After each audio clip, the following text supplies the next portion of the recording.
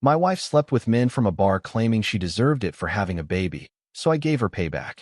I'm 32, male, and I married my wife, Janet, 26, female, 3 years ago. We have a 7-month-old daughter. A couple of days back, I found something in her bag that blew my mind. It was a pack of condoms. Now, I'm not the kind of guy who checks his wife's bag. I respect her privacy. But this time, it was urgent.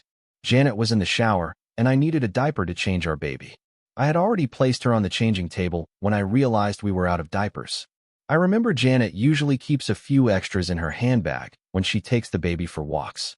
Her bag was lying right there by the baby counter, so I grabbed it. I opened it, and sure enough, I found 2 diapers inside.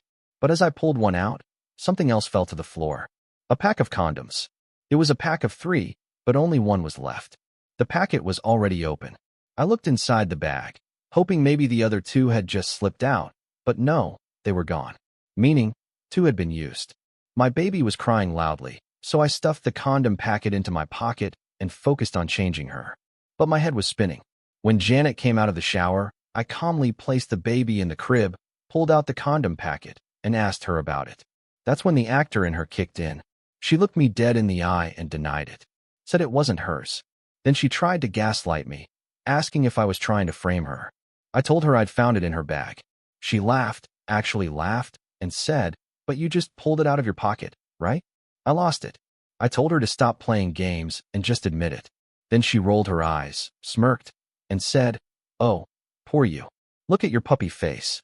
I was messing with you." She winked. It was obvious she was lying. We don't use protection.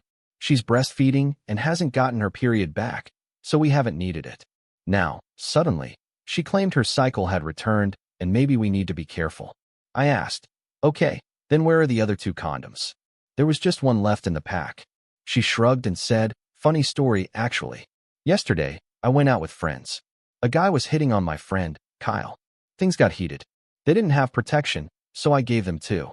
I stared at her in disbelief. She said I could call Kyle to confirm. But I didn't. Because if she was lying, Kyle would be in on it too. So what was the point? I told her straight up. I don't buy that crap. Be honest. Now. But she just turned it around on me.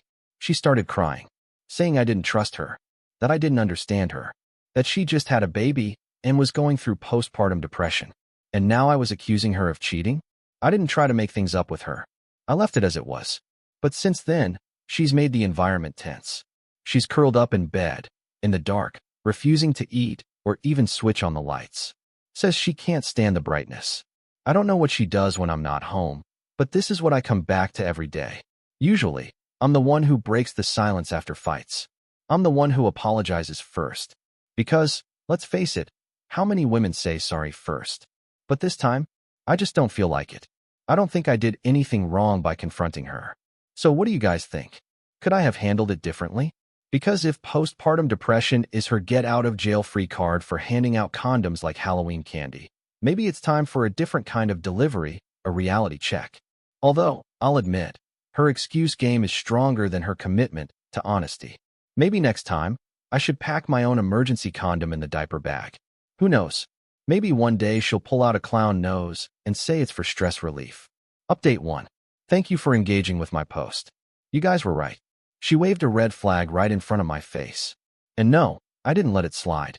Some of you asked for more context about Janet, so here it is. We've known each other for over 6 years. We met at a friend's party. She was easily the most gorgeous woman there. We hit it off instantly, talking, dancing, laughing all night. But I forgot to ask for her number. I'm not a party person, but it was my buddy's celebration. He basically dragged me there. I asked him about Janet later, and he said he didn't really know her. She was a colleague's friend. I begged him to help me find her number. He hesitated, didn't want his colleagues to think he was hitting on her. But after a lot of convincing, he got it for me. I held on to it for a week before texting. I didn't want to come across as desperate or weird. I mean, she was gorgeous. I'm sure there were plenty of men at that party who wanted her number. Nonetheless, I mustered the courage and messaged her. Luckily, she replied, said she actually regretted not asking for my number. From there, we hit it off. At the time, she was working a part-time job. She told me she didn't want a full-time one because it required too much commitment. She said she liked to live freely on her terms. That should have been a red flag, but I didn't see it that way. I was neck deep in work, burnout, and not enjoying a single second of it. The idea of being free, like her, clicked for me. After dating for 2 years, I proposed. We got married in a small ceremony with just family and close friends. Janet didn't want a grand wedding. She said she'd rather spend that money on a vacation. So, that's what we did, a 15-day trip through Europe right after the wedding. A year and a half into our marriage, Janet got pregnant. She freaked out. It wasn't part of the plan. We had dreams, traveling the world together, living wild and free before settling down with kids. She wanted to get rid of it. I was devastated. I've always wanted to be a father, but I respected her choices. I never pressured her into pregnancy. When she got pregnant unexpectedly, I tried to convince her to keep the baby. She was torn, but in the end, she chose to keep it. Pregnancy is tough on women, physically and emotionally. And since I was the one who encouraged her to go through with it, I knew I had to step up. I did everything I could to make her comfortable. Thankfully, the pregnancy went smoothly. But that didn't stop the mood swings, the tantrums. And I took it all happily, because this was her time. But after the baby came, things went downhill. I figured maybe it was just the lack of sleep or the stress of nursing. But she spiraled. She became more irritable, more distant. She said she felt trapped, caged, like she'd lost her freedom. So I took her to therapy. The doctor diagnosed her with postpartum depression, said it was normal after childbirth. I did everything to give her space. I even hired a full-time nanny so she could have time for herself. When our daughter was just 2 months old, Janet resumed her old life, clubbing bar nights, hanging out with her friends until late. I didn't stop her. The therapist had said, a happy mom nurtures a happy baby. Now 7 months later, I find a condom in her bag, and she's throwing her best friend under the bus to save her pretty little butt. Update. As I mentioned earlier, Janet tried her best to gaslight the hell out of me. But this time, I didn't give in. I told her, flat out, if you think you can put on an act and get away with it, you're wrong. I told her I wasn't letting this go until I got the truth. Because the story she gave me, that was pure, unfiltered BS. But she wouldn't talk. So I started digging on my own. I wanted to check her phone, but that was damn near impossible. She guards her phone like it's a nuclear briefcase. Even when she sleeps, it's either under her pillow or clutched to her side. She's always been like that. And honestly, I never questioned it before. But now, that phone probably holds every answer I need. Still, I couldn't just ask to see it. She'd make a scene about how I don't trust her and flip it all back on me. So now I'm stuck. I don't know how to get the evidence I need, because this woman clearly has no conscience, and she's not about to confess. Any suggestions? I'm open. If Janet's guarding her phone like it's got launch codes, maybe it's time to go full James Bond. Distraction tactics? Maybe. Like handing the baby a shiny toy. And while Janet's busy wrangling our curious daughter, I could grab the phone. Or the classic move. Oops, I spilled my drink on your phone. Let me grab some paper towels. Of course, that plan comes with a side of risk, and possibly the need for a pre-packed suitcase and a one-way ticket to somewhere lies and betrayal don't follow. In this game of cat and mouse, sometimes the mouse has to get creative to outweigh the cat. Just gotta make sure the trapdoor doesn't swing back on me. Because Janet? She's not just hiding her phone. She's hiding a whole bag of tricks. Update 2. Thanks for the advice. A lot of you suggested I hire a private investigator, and I was just about to, but before that, I found a way myself. One Sunday, I just randomly thought of stalking Janet's social media accounts. From a public view, I couldn't find anything. But then, her picture with her best friend Kyle caught my eye. I clicked on Kyle's profile. Turns out, she's married. And she has a toddler. That threw me. Because the other day, Janet had told me Kyle was making out with some guy at a bar and needed the condoms. I paused and thought, wait a minute. Does Kyle's husband know about this? I walked up to Janet, playing it cool. I said, hey, I'm sorry I doubted you about the condom thing. I trust you. If you say it was Kyle, then yeah, I believe you. She smiled. Then I asked, so does Kyle do this often? She nodded and began listing stories. Stories of Kyle hitting on guys at bars, getting drunk, flirting shamelessly. I listened. I didn't know if any of it was true, or if Janet was just building an alibi. When she finished giggling through yet another, funny, Kyle story, I dropped the bomb. I said, well, that's funny, because Kyle is married. And doesn't she have a toddler? Are you girls supporting her cheating now? Does her husband know about this? Janet froze, like someone had thrown her into a freezer. Then came the babbling. No, no, no. That's not what I meant. It's just healthy flirting. Nothing more. I raised an eyebrow. You just said she needed condoms. Why would anyone need condoms for healthy flirting? She hesitated. Oh, did I say Kyle? My bad, stupid pregnancy brain. I meant Kay, my single friend. She's the one goofing around. Kyle's the sober one. She doesn't do all that stuff. At this point, I was in awe of how smoothly this woman could rewrite reality. I chuckled. I caught you. You don't have to save Kyle's, but are you scared I'll tell her husband the truth? She panicked. Yes. Please don't do that. It would ruin their marriage. They have a baby. She loves her husband dearly. It was just meaningless sex, nothing more. But I knew. She wasn't protecting Kyle. She was protecting herself. Everything she said about Kyle, those were her stories. I looked her dead in the eye and said, well, I don't feel good about Kyle cheating on her husband. I think I'm going to tell him everything. That's when Janet snapped. She screamed. Why are you acting like a saint? Who are you to do the moral policing here? I shrugged. I'm not listening to anything. I'm going to tell him. Her rage melted into sobs. She broke down. I could feel she was this close to confessing. But I wasn't ready for it. Not yet. I stormed into my room and locked the door. She was not going to get away with her infidelity just by crying and confessing. No, I wanted her to pay. This wasn't just a betrayal of me. It was betrayal of our marriage, our family, and every bit of trust one had given her. So I took it a step further. I texted Kyle on Instagram. I told her, Janet told me about your dirty little secret. She was shocked. I could sense it in how fast she left me on read. But a few moments later, Janet's phone rang. Then came the banging on my door. Janet was crying, yelling, Why are you doing this to me? Open the door. Why are you destroying everything? Why can't you trust me? She was still on the phone. I heard her yell. He's not opening the door. God knows what he's up to. A minute later, Kyle called me. She asked me to please listen to Janet first. I told her no. I was done listening. I told her the next thing I would do was send the recordings to her husband, the ones of Janet talking about Kyle's affairs. She freaked out. No, please don't do that. And then she blurted it out. She said, whatever Janet said, it wasn't my story. It was hers. She's been cheating on you for over 4 months. I asked, why didn't you stop her? Kyle sighed. We tried. I did. The girls did. But Janet kept saying she deserved it. That she gave you a beautiful baby. And now she wanted pleasure in return. It hit me like a truck. But my gut had known all along. Kyle was telling the truth. Still, I wasn't done. I wanted to cut off every support system Janet had. I asked Kyle to come over, with her husband. I know, that may seem harsh, but I wanted him to know what kind of friend his wife had, and why she should stay away from her. Kyle agreed, but she begged me not to show the recordings. She said Janet was such a good storyteller that her husband might actually believe the lies. I agreed. An hour later, Kyle arrived. I stayed in my room until I heard Janet screaming at her. Why are you here? I told you I'd handle it. Go away. I'm dealing with this. Kyle shouted back. Handle it? You framed me. It was chaos. Both women screaming. Then Kyle's husband stepped in. He looked at Janet. Tell us your side. Kyle gave Janet a death glare, silently warning, don't you dare lie again. Janet sobbed. And then, she confessed. She confessed. Everything she had told me, the bar hookups, the flinks, the stories she pinned on Kyle. They weren't Kyle's. They were hers. She had been picking up men from bars and sleeping with them.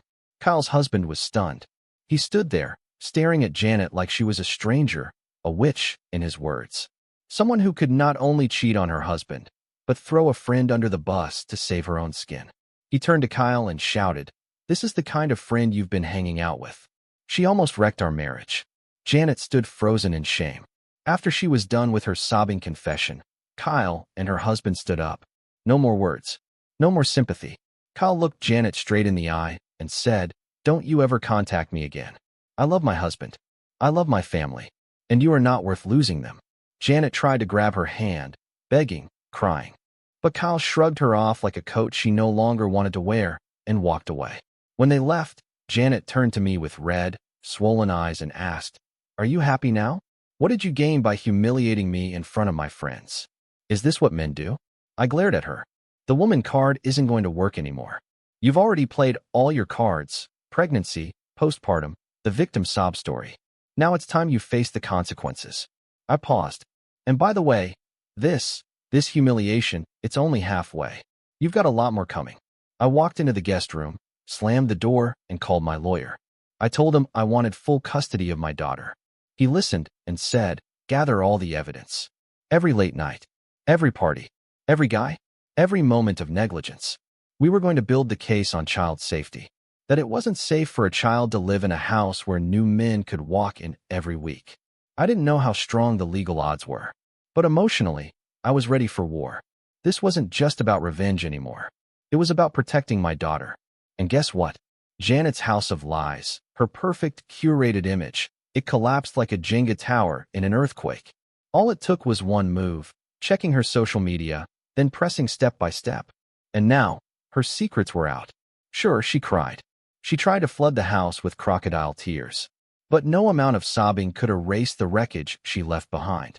Now, the real battle was beginning. The legal battle.